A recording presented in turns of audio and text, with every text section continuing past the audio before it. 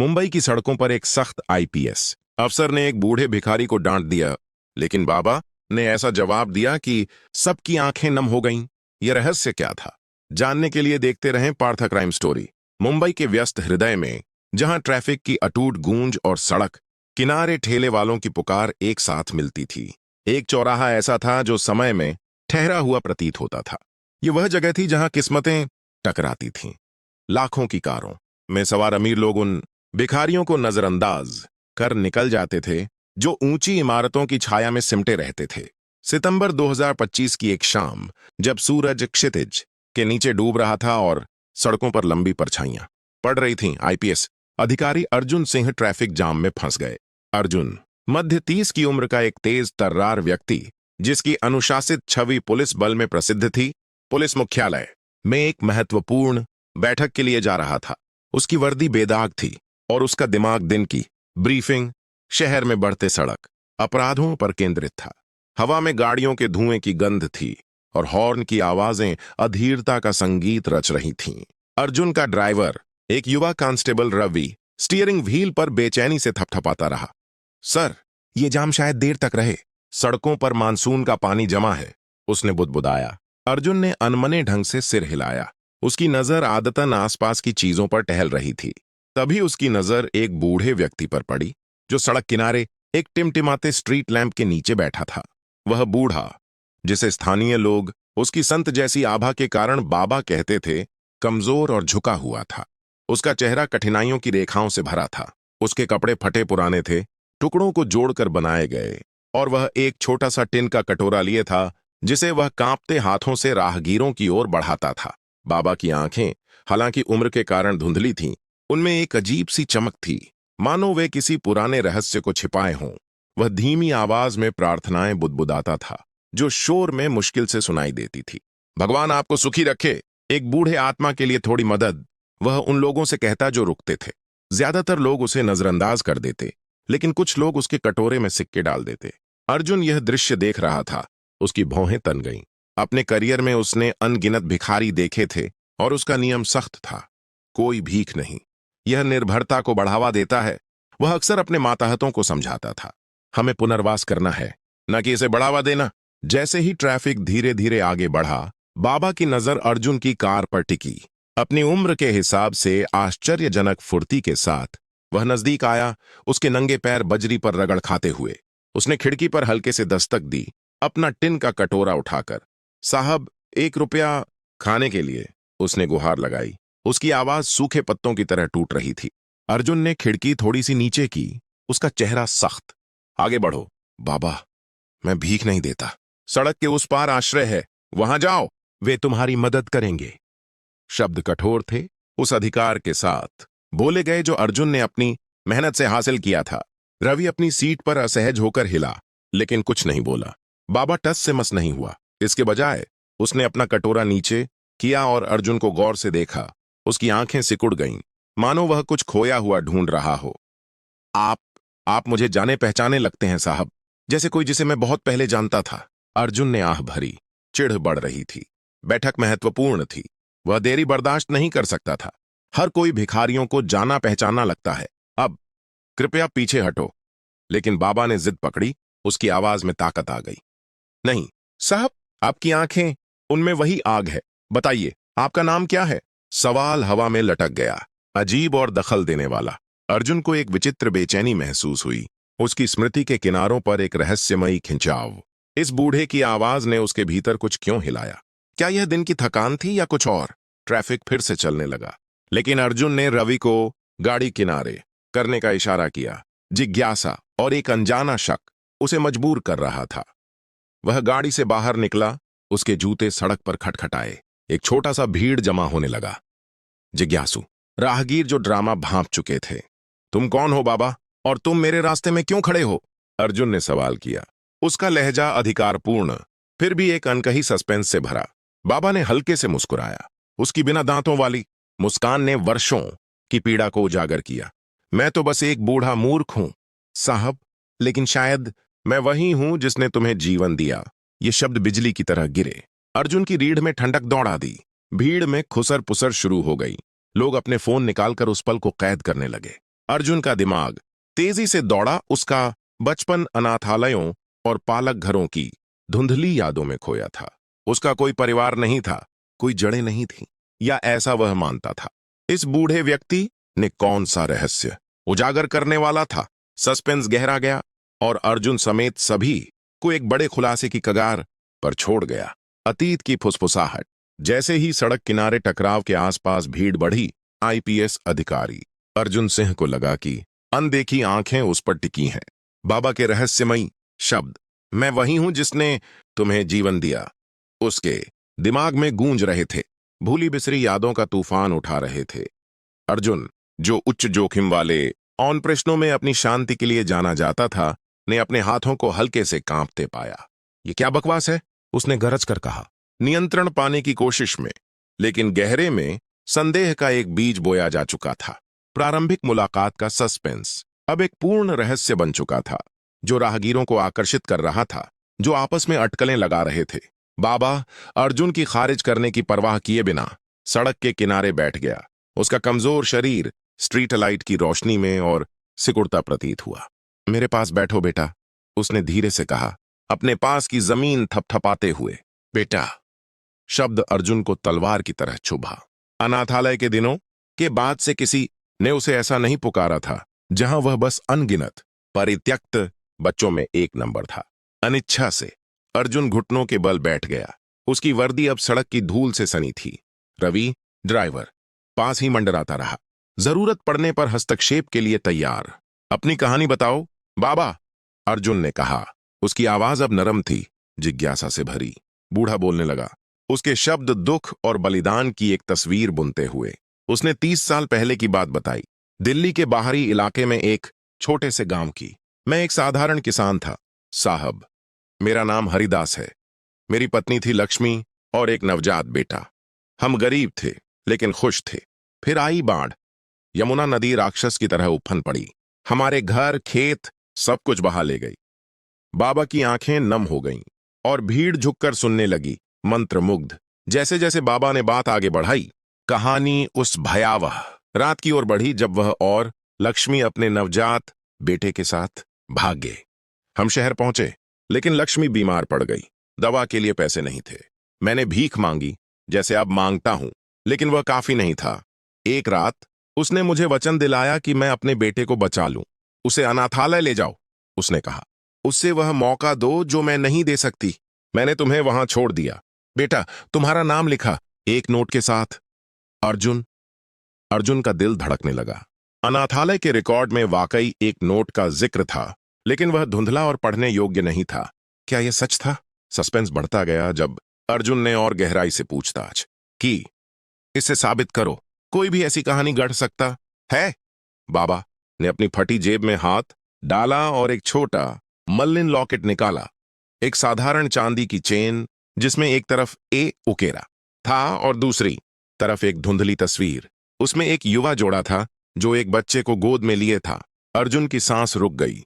उस पुरुष का चेहरा उसकी जवानी का प्रतिबिंब था। बाबा की आंखों में आंसू छलक आए जब उसने सालों की खोज, शहर शहर भटकने और सब कुछ खोने के बाद भीख मांगने की मजबूरी को याद किया। मैंने तुम्हें ढूंढने तक मरने से इनकार कर दिया, उसने फुसफुसाया। भीड़ अब खामोश, भावनात्मक खिंचाव महसूस कर रही थी। पीछे खड़ी एक महिला ने अपनी आंखें पोंछी।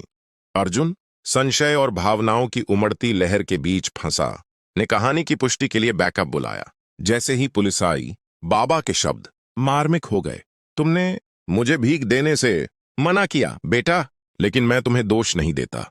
जिंदगी हमें कठोर बनाती है, लेकिन याद रखो, इनकार में भी एक सबक है। यह अध्याय अर्जुन के आंतरिक संघर्ष, उसके अकेले बचपन के फ्लैशबैक और धीरे धीरे इकट्ठा होने वाले सबूतों की पड़ताल करता है। डीएनए टेस्ट के संकेत तक सस्पेंस को जीवित रखते हुए। मोचन के आंसू सच के एक धागे से लटकने के साथ आईपीएस अधिकारी अर्जुन सिंह की दुनिया परिवर्तन की कगार पर थी। सड़क का किनारा नियति का मंच बन चुका था, क्योंकि पुलिस ने क्षेत्र को घेर लिया और एक मोबाइल लैब त्वरित सत्यापन के लिए पहुंची। बाबा का लॉकेट जांचा गया और स्वैब टेस्ट ने वही पुष्टि की जो अर्जुन का दिल पहले ही महसूस कर चुका था। 99.9% मिलान। वह बूढ़ा वाकई उसका पिता था। यह खुलासा तूफान की तरह आया और अर्जुन घुटनों के बल बैठ गया, बाबा को गले लगाते हुए। तुमने मुझे पहले क्यों नहीं ढूंढा? वह सुबकते हुए बोला। परित्याग के वर्ष क्षमा में पिघल गए।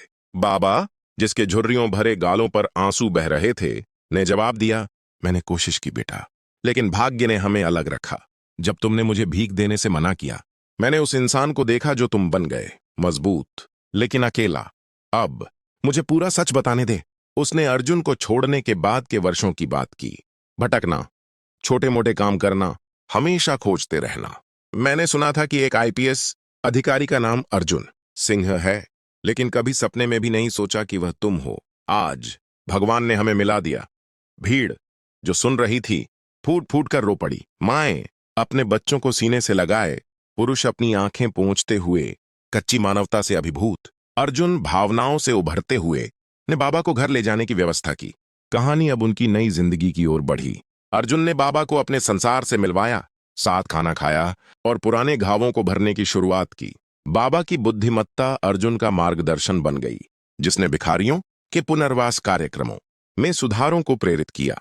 भावनात्मक चरमोत्कर्ष उस सार्वजनिक समारोह में आया जब अर्जुन ने बाबा को सम्मानित किया और कहा, उनके शब्दों ने हम सभी को रुलाया, लेकिन उन्होंने हमें सिखाया कि दिखावे से परे देखना चाहिए।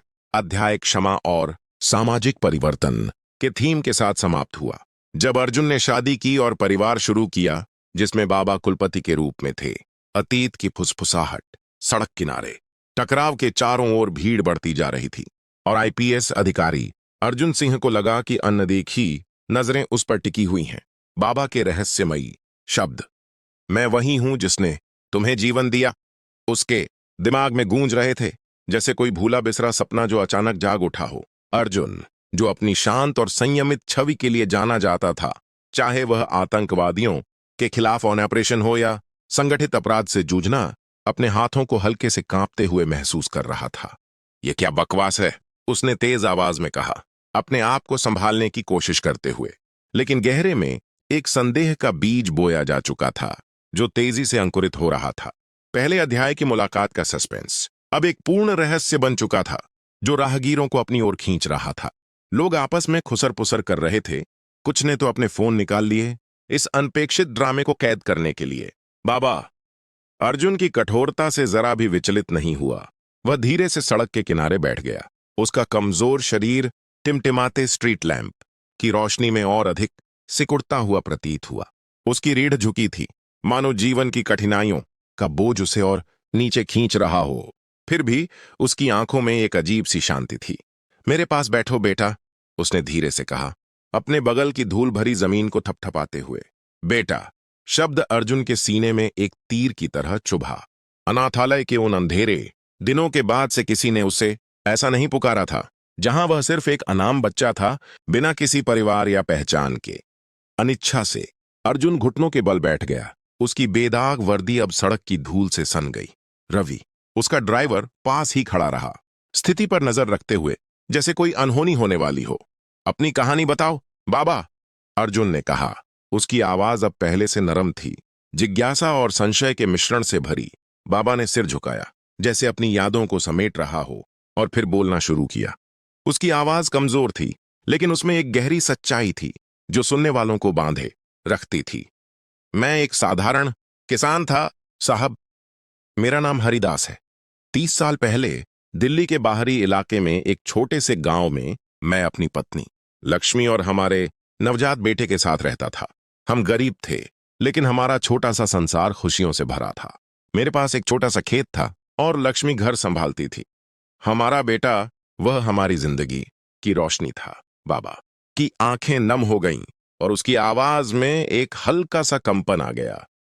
भीड़ जो अब और करीब आ चुकी थी, खामोश होकर सुन रही थी, जैसे कोई पवित्र कथा सुनाई जा रही हो। बाबा ने अपनी कहानी को आगे बढ़ाया और उसकी बातें उस भयावह रात की ओर ले गईं, जिसने उनकी जिंदगी को हमेशा के लिए बदल दिया। वह साल 1995 था। मानसून भारी था और यमुना नदी एक राक्षस की तरह उफन पड़ी। हमारे गांव में पानी घुस आया, खेत, घर, सब कुछ बह गया। हमने अपनी जान बचाने के लिए भागना शुरू किया। मैंने लक्ष्मी को अपनी बाहों में उठाया और हमारे बेटे को अपनी छाती से लगाए रखा। हम दिल्ली शहर पहुंचे, लेकिन वहां कोई आश्रय नहीं था। लक्ष्मी बीमार पड़ गई। बुखार ने उसे जकड़ लिया। दवा के लिए पैसे नहीं थे। मैंने सड़कों पर भीख मांगी, लेकिन वह काफी नहीं था। बाबा ने एक गहरी सांस ली। उसकी आंखें अब दूर कहीं खोई हुई थीं। एक रात लक्ष्मी ने मुझसे वादा लिया। हमारे बेटे को बचा लो, उसने कहा। उसे अनाथालय ले जाओ। उसे वह जिंदगी दो जो मैं नहीं दे सकती। मैंने रोते हुए उसे वहां छोड़ दिया। साहब, एक छोटे से नोट के साथ, जिसमें उसका नाम लिखा था अर्जुन। अर्जुन का दिल जोर जोर से धड़क रहा था। अनाथालय के रिकॉर्ड में वाकई एक नोट का जिक्र था, लेकिन वह इतना पुराना और धुंधला था कि कोई उसे पढ़ नहीं पाया था। क्या यह सच हो सकता था? उसका दिमाग तेजी से दौड़ रहा था। बचपन की धुंधली यादों को टटोल रहा था। वह ठंडी रातें, जब वह अनाथालय के पत्थर के फर्श पर अकेला सोता था। वे दिन, जब वह सपने देखता था कि कोई उसे लेने आएगा, लेकिन कोई नहीं आया। उसने बाबा की ओर देखा। उसकी आंखों में संदेह और आशा का टकराव था। इसे साबित करो, उसने कहा। उसकी आवाज में एक चुनौती थी। कोई भी ऐसी कहानी गढ़ सकता है। बाबा ने धीरे से अपनी फटी हुई जेब में हाथ डाला और एक छोटा मलिन लॉकेट निकाला। यह एक साधारण चांदी की चेन थी, जिसके पेंडेंट पर एक तरफ ए उकेरा हुआ था और दूसरी तरफ एक पुरानी धुंधली तस्वीर थी। तस्वीर में एक युवा जोड़ा था जो एक बच्चे को गोद में लिए हुए था। अर्जुन की सांस रुक गई। उस जोड़े में पुरुष का चेहरा उसकी जवानी का प्रतिबिंब था। वही नुकीली ठुड्डी, वही गहरी आंखें। बाबा की आंखों में आंसू छलक आए। मैंने इसे हमेशा अपने पास रखा साहब। यह मेरी लक्ष्मी और मेरे बेटे की आखिरी निशानी थी। मैंने सालों तक तुम्हें ढूंढा, शहर शहर भटका, मजदूरी की, भीख मांगी, लेकिन मैं हार नहीं माना। मैंने कसम खाई थी कि तुम्हें ढूंढने तक मरूंगा नहीं। भीड़ अब पूरी तरह खामोश थी। एक अधेड़ उम्र की महिला जो पीछे खड़ी थी ने अपनी आंखें पोंछी। एक युवक जिसके हाथ में फोन था ने रिकॉर्डिंग बंद कर दी, जैसे उसे एहसास हो गया हो कि यह पल निजी था। अर्जुन का मन संशय और भावनाओं की उमड़ती लहर के बीच फंस गया था। क्या यह बूढ़ा सच बोल रहा था, या यह सिर्फ एक चतुर कहानी थी जो भीख मांगने का नया तरीका था? फिर भी लॉकेट की तस्वीर और बाबा की आंखों में दर्द ने उसे हिलाकर रख दिया। उसने रवि की ओर देखा और कहा, थाने को फोन करो, हमें इसकी पुष्टि करनी होगी। कुछ ही मिनटों में पुलिस की एक जीप वहां पहुंची। अर्जुन ने लॉकेट को सबूत के तौर पर सौंपा और बाबा का आधार कार्ड अगर कोई हो चेक करने को कहा। बाबा ने शांति से अपना कटोरा जमीन पर रखा और कहा, साहब, तुमने मुझे भीख देने से मना किया और मैं तुम्हें दोष नहीं देता। जिंदगी हमें कठोर बनाती है, लेकिन याद रखो, हर इनकार में एक सबक होता है। ये शब्द भीड़ के दिलों में उतर गए। कुछ लोग सिसक रहे थे, कुछ ने अपने सिर झुका लिए। अर्जुन, जिसने अपने जीवन में अनगिनत अपराधी देखे थे, इस बूढ़े के शब्दों से हिल गया। क्या यह संभव था कि यह व्यक्ति उसका पिता हो? और अगर ऐसा था तो इतने सालों तक वह कहां था? जैसे ही पुलिस बाबा को सत्यापन के लिए ले जाने की तैयारी कर रही थी, अर्जुन ने एक आखिरी सवाल पूछा, अगर तुम मेरे पिता हो तो तुमने मुझे दोबारा क्यों नहीं ढूंढा? बाबा ने गहरी सांस ली। उसकी आंखें अब अर्जुन के चेहरे पर टिकी थीं। मैंने कोशिश की बेटा, लेकिन एक गरीब आदमी की आवाज कहां सुनी जाती है? मैंने सुना था कि एक आईपीएस अधिकारी का नाम अर्जुन सिंह है, लेकिन मैंने कभी सपने में भी नहीं सोचा कि वह मेरा बेटा हो सकता है। आज भगवान ने हमें इस चौराहे पर मिला दिया। यह वाक्य सुनकर भीड़ में एक सामूहिक सिसकी उठी। अर्जुन ने अपने रेडियो पर तुरंत डीएनए टेस्ट की व्यवस्था करने का आदेश दिया। वह जानना चाहता था कि क्या यह सच था या सिर्फ एक भावनात्मक जाल। लेकिन जैसे ही बाबा को जीप में बिठाया गया, उसने अर्जुन की ओर देखा और मुस्कुराया। सच हमेशा सामने आता है बेटा, चाहे कितना समय लगे। यह पल सस्पेंस से भरा था। क्या बाबा वाकई अर्जुन का पिता था? और अगर हां, तो यह खुलासा अर्जुन की जिंदगी को हमेशा के लिए कैसे बदल देगा? मोचन के आंसू। मुंबई की उस सड़क किनारे की मुलाकात ने अब एक ऐसी सच्चाई को सामने ला दिया था जो आईपीएस अधिकारी अर्जुन सिंह की दुनिया को हमेशा के लिए बदलने वाली थी। चौराहा, जो कभी व्यस्त ट्रैफिक और रोजमर्रा की भागदौड़ का गवाह था, अब नियति का मंच बन चुका था। पुलिस ने इलाके को घेर लिया था और एक मोबाइल लैब तेजी से सत्यापन के लिए पहुंची। बाबा का लॉकेट, वह छोटा सा चांदी का पेंडेंट जिस पर ए उकेरा था, और एक धुंधली तस्वीर थी, अब सबूत के तौर पर जांचा जा रहा था। अर्जुन का दिल जोर जोर से धड़क रहा था, मानो हर धड़कन के साथ एक नया सवाल उठ रहा हो। क्या यह बूढ़ा व्यक्ति वाकई उसका पिता था? और अगर हां, तो इतने सालों तक वह कहाँ था? भीड़ अब और घनी हो चुकी थी। राहगीर, जिनमें से कुछ सिर्फ उत्सुकतावश रुके थे, अब इस भावनात्मक नाटक में पूरी तरह डूब चुके थे। एक पुलिसकर्मी ने बाबा का स्वैब सैंपल लिया और दूसरा लॉकेट को सावधानी से एक सबूत बैग में रख रहा था। अर्जुन अपनी वर्दी में अब भी खड़ा, भीड़ की नजरों और अपने मन की उथल पुथल के बीच फंसा हुआ था। उसका दिमाग बार बार उस तस्वीर की ओर लौट रहा था। वह युवा जोड़ा जो एक बच्चे को गोद में लिए था। पुरुष का चेहरा उसका अपना प्रतिबिंब था और वह तथ्य उसे अंदर तक हिला रहा था। फिर भी वह अपने संदेह को छोड़ नहीं पा रहा था।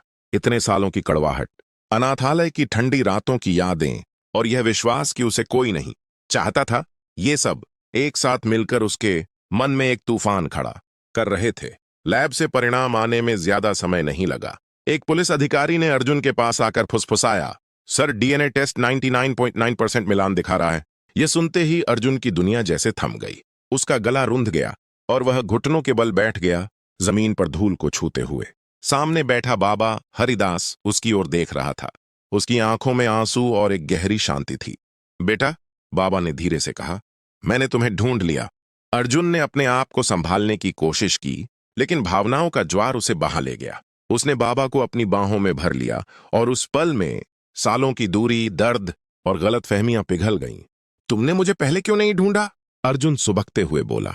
उसकी आवाज में बचपन की वह पीड़ा थी जो उसने इतने सालों तक दबाए रखी थी।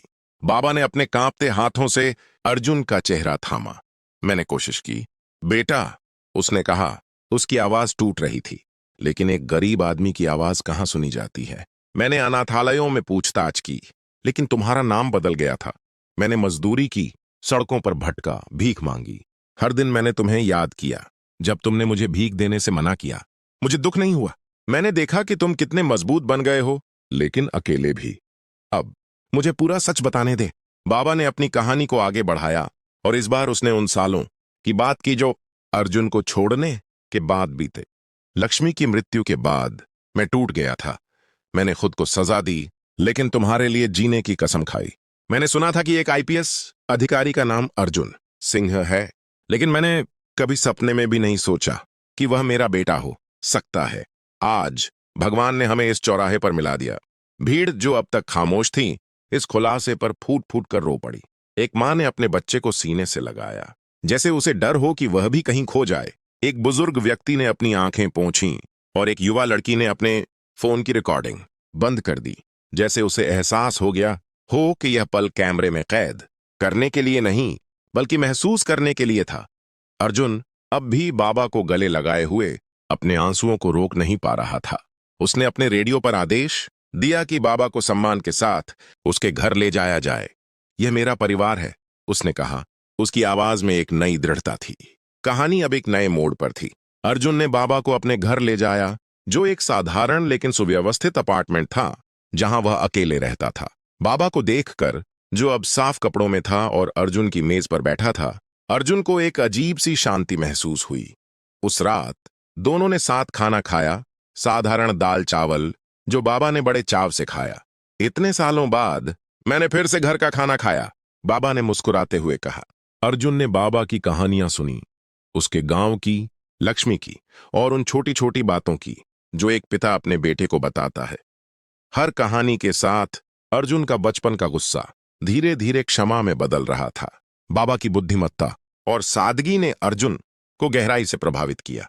उसने देखा कि बाबा, भले ही गरीबी ने उसे तोड़ दिया था, फिर भी उसमें एक गहरी मानवता थी। एक दिन जब बाबा ने कहा, बेटा, सड़क पर हर भिखारी के पीछे एक कहानी होती है, उसे सुनने की हिम्मत चाहिए, अर्जुन का मन बदल गया। उसने अपने पुलिस विभाग में भिखारियों के पुनर्वास के लिए एक नया कार्यक्रम शुरू करने का फैसला किया।